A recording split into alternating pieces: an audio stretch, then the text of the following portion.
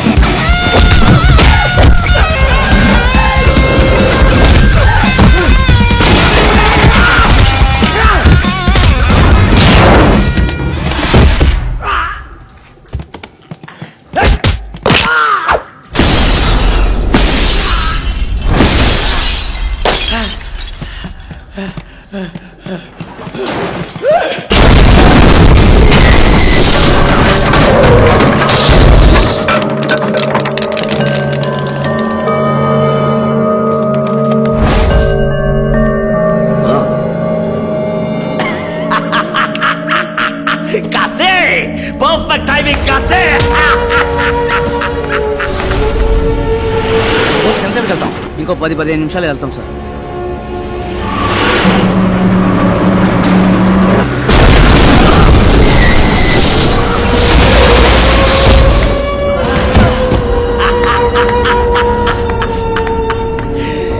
ఏట్రా విజయ్ భార్గవ్ విజయ్ కలిపి ఇతన్ని వేసేయాలనుకున్నారా? చచ్చాడు.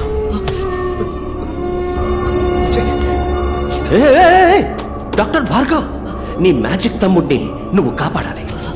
నీ ఇద్దరిని కలిపి నేనేసేయాలి. వెళ్ళు కాపాడు.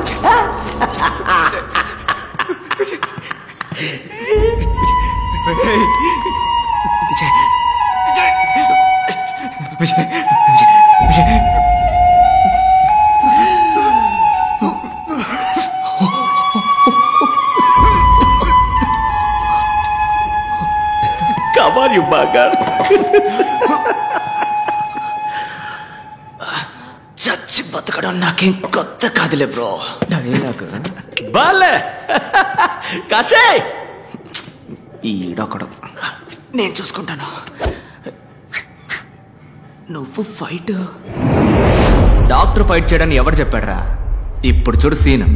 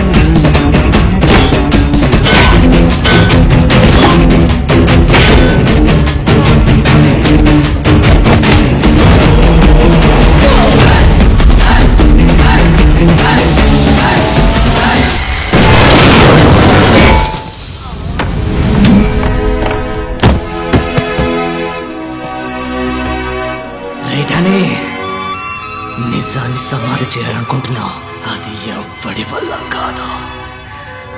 ఆ నిజం 1కి 2గా నీ కళ్ళ ముందుకొస్తుంది.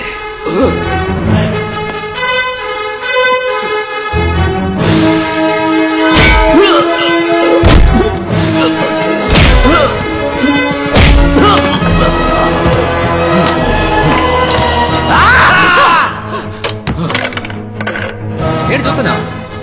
నీలాంటి వాడిని నేను చంపను. నిన్ను చంపడానికి నువ్వే ఈ లోకంలో ఒక్కొక్కరిని తీసుకొచ్చావు చూడు. వాడి చేతిలోనే నీ చావు. ఇందా 5 రూపాయలు. నువ్వు ప్రాణాలతో ఉంటే ఇది తీసుకొని నా క్లినిక్ రా, నేనే నిన్ను కాపాడతాను. రే తమ్ముడు, నీ పని కానీ.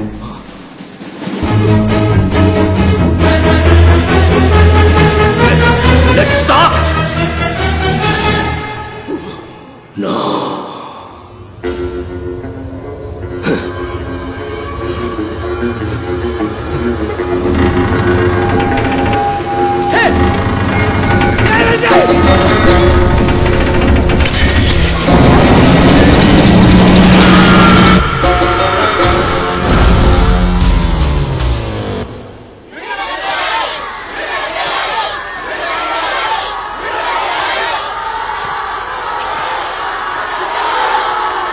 లోపల నువ్వు మాట్లాడుకోవడానికి కారణం ఇప్పుడు మాట్లాడాల్సిన అవసరం.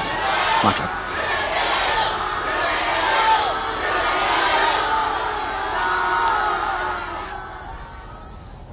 లోపల ఎందరో సాక్షుల ముందు నుంచున్నాను, ఇప్పుడు మీ మనసాక్షి ముందు నుంచున్నాను. నేను చేసింది తప్పో ఒప్పో మీరే చెప్పాలి. ఇంతమందిని చంపే హక్కు మీకు ఎవరిచ్చారు? మనిషి కళ్ళు మూసుకొని నమ్మేది ఇద్దరిని మాత్రమే. ఒకడు దేవుడు, ఇంకొకడు డాక్టర్. దేవుడికేమో మనం జుట్టే ఇస్తున్నాం, కానీ డాక్టర్కి ప్రాణం ఇస్తున్నాం. ఆ డాక్టర్ తప్పు చేయకూడదు. తప్పు చేసేవాడు డాక్టర్ అయి ఉండకూడదు. అన్ని రంగాల్లోనూ తప్పులు జరుగుతున్నాయి, కానీ వైద్య రంగంలో జరుగుతున్న దాని పేరు తప్పు కాదు, నమ్మక ద్రోహం. ఆ ద్రోహానికి క్షమాపణే లేదు. సార్, మెడికల్ సిస్టమ్ బిజినెస్ గా మారిందంటే తప్పెవరిదంటారు?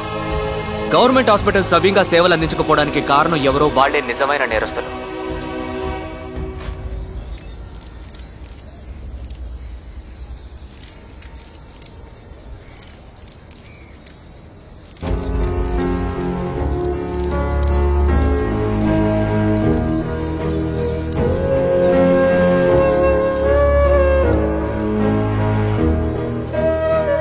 గవర్నమెంట్ హాస్పిటల్లో ఆక్సిజన్ సిలిండర్ లేదు. ఎందుకని లేదురా అని అడిగితే 2 సంవత్సరాలుగా సప్లై చేస్తున్న వాడికి డబ్బులు బాకీ అంట. అది మ్యాటర్. ఇంకో గవర్నమెంట్ హాస్పిటల్లో డయాలసిస్ చేస్తున్నప్పుడు కరెంటు కట్ అయింది. 4 చచ్చిపోయారు. కేవలం అక్కడ ఒక పవర్ బ్యాకప్ కూడా లేదు. ఇంక్యుబేటర్ లో ఉంచిన ఓ బిడ్డ పందికొక్కు కొరకడం వల్ల చనిపోయింది మన దేశంలోనే.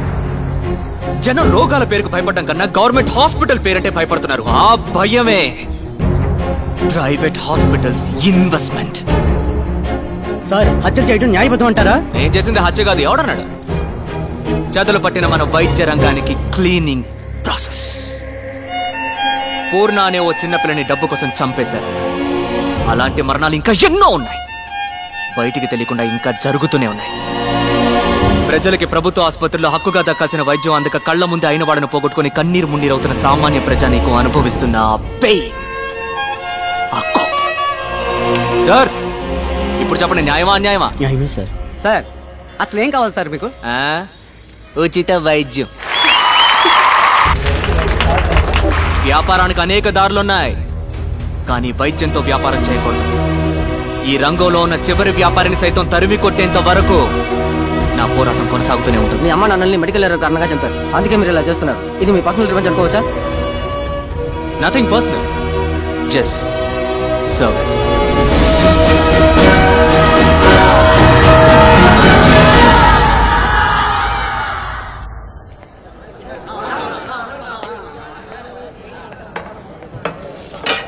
అన్నోయ్, ఎన్నాళ్ళు పురుగులు పడిన అన్నం తినేదే?